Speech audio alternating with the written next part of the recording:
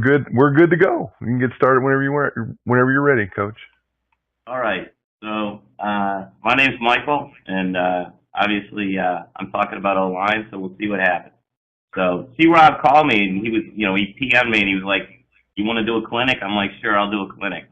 And then I told him I wanted to talk to be about how to be the coach your O-line deserves. And then I started actually preparing for it, and about halfway through, I thought maybe it should be how to be the coach your O-line can tolerate. Um, but hopefully we'll do all right here. If anybody has any questions as we go along, feel free to post them up because I definitely don't want it just to be me talking for an hour.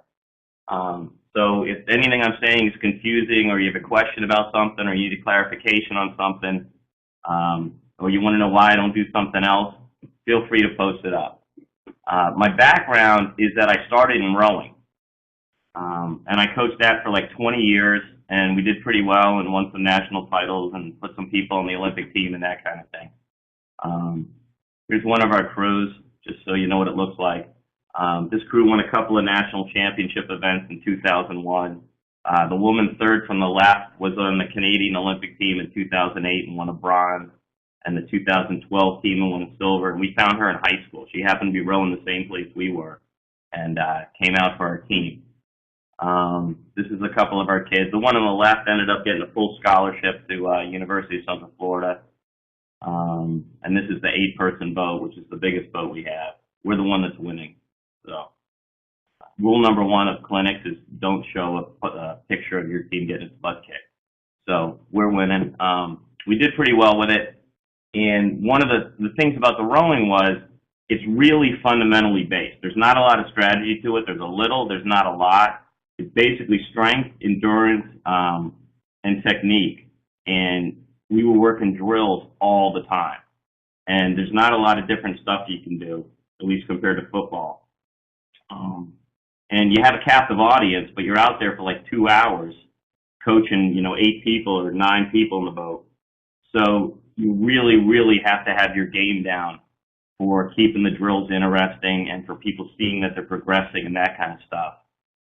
It's also, you get a lot of people that I guess people would consider non-athletes because a lot of the athletes are going to different sports and stuff like that. So rowing, you get people that maybe didn't make the basketball team when they were in school, didn't make the volleyball team when they were in school, and that kind of thing. And it's not a lot of sports. It's a sport that's heavily publicized. Nobody really knows the names of the people in the sport. When you're in a boat with, 8 other people, it's hard to stand out. So a lot of it kind of fit in with O-line. And I realized this when I used to go to the Glazier clinics, even before I started coaching football, because I like learning about coaching and I like hearing good coaches talk. And so I'd go to the Glazier clinic. And then I followed the Rams in the Greatest Show on Turf, and Mike Marks had a clinic for high school coaches. And so I went down to St. Louis for Marks' clinic, and I heard John Benton, who was the Rams O-line coach and later was the Texans O-line coach. And then I heard from one of the colleges near Chicago, their O-line coach talk. And I was listening to it, and I'm like, that sounds like the kind of stuff I could do. I mean, I think it'd be great, but I thought, it fit really, really well with the fundamentals and the drills and sort of the same challenges you have coaching the rowing. So then I started calling around to various youth programs and was like, hey, can I come out and help with O-line? And eventually I found one that said, okay, and away I went. And then it turns out if you actually know anything at all about O-line and you want to coach youth football, a whole lot of people want to have you come out and help. So, if you coach quarterbacks, there might be a line in front of you. If you coach O-line, there's usually no line of coaches in front of you who want to do it. So that's a plus. What I'm going to talk about is, number one, some of the things we do to sort of help the kids realize that the O-line is important and get the kids excited about playing O-line.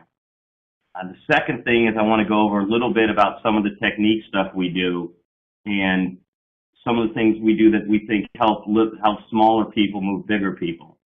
People don't usually need a clinic for figuring out how the big guys can move the little guys. The third thing is I want to go through some of our drills, and I know some of you that are on Dumb Coach and all that, I've mentioned it before and written stuff up, but I have some diagrams of it and that kind of thing that I think will help.